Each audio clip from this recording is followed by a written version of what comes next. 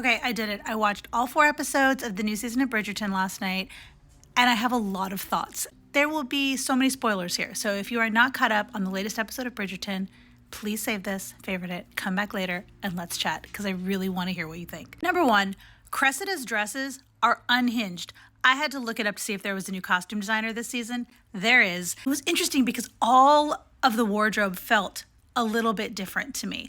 I kept not being able to put my finger on it. And finally, when Cressida came out in that dress with the giant sleeves, it was very Poor Things almost, like with the choker that was like a corset.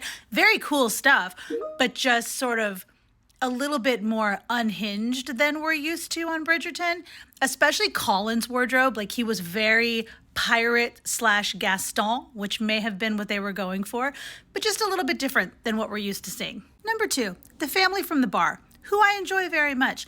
I don't understand what's happening with them moving into this house and becoming part of society, other than the fact that they're very attractive, interesting people, and we would like them to be more a part of the story.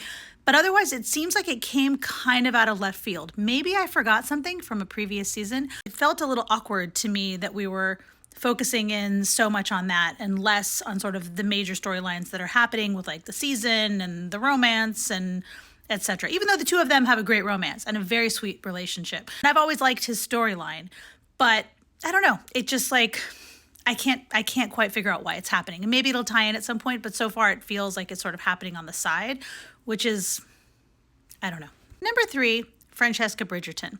Now, when she finally came out, first of all, I don't remember her at all from previous seasons. Did they recast her? Anyway, so she shows up. She's gorgeous. She's got this whole thing happening, but there's something a little bit of a mystery, right? Like you don't know. She's clearly not into the season. She's not feeling it. She's really into her music. She's really hyper-focused on her music. And initially I was like, oh, she's a lesbian, because I thought that was going to be the case with Eloise. And apparently we're just not going to go there with her. I was like, oh, Francesca, that's what it is. She's like, it's going to be something like that.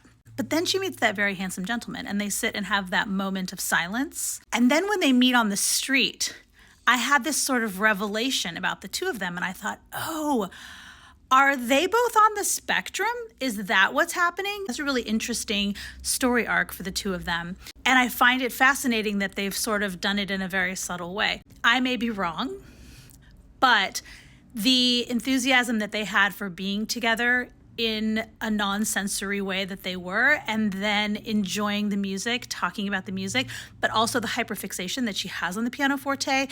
And when they were standing there talking about the music, and she said, I wish that it was sort of at a different tempo and a different all of that. And then he went and had it written for her.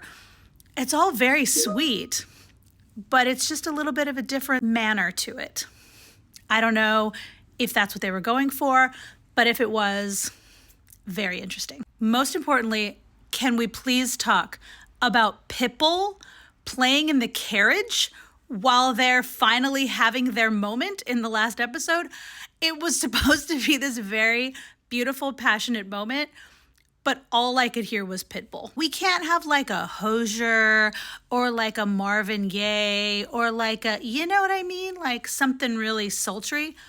We get Pitbull. It was just a little entertaining. I will give you that, but not quite the mood we were going for. And finally, does anyone else think that Colin didn't travel, that he didn't go to all these places he said he went to, and that he has instead been writing a romance novel in his journal while just sort of like hanging out somewhere? I feel like something's going to come out about that. He's got this whole persona.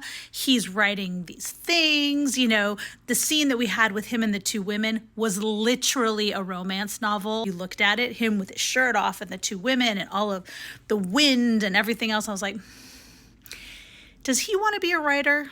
Is he trying to write a romance novel? And also, he still needs to find out about Penelope's secret. And is he going to be mad? But if he also has a secret, if they both have secret things that are kind of a big deal, then don't they sort of even each other out? I don't know how that works. I don't think he traveled. I feel like there's more to that than he's letting on, or less to that, actually, than he's letting on. Also, I miss Jonathan Bailey. I'm happy that he was there in the beginning, but I love him so much.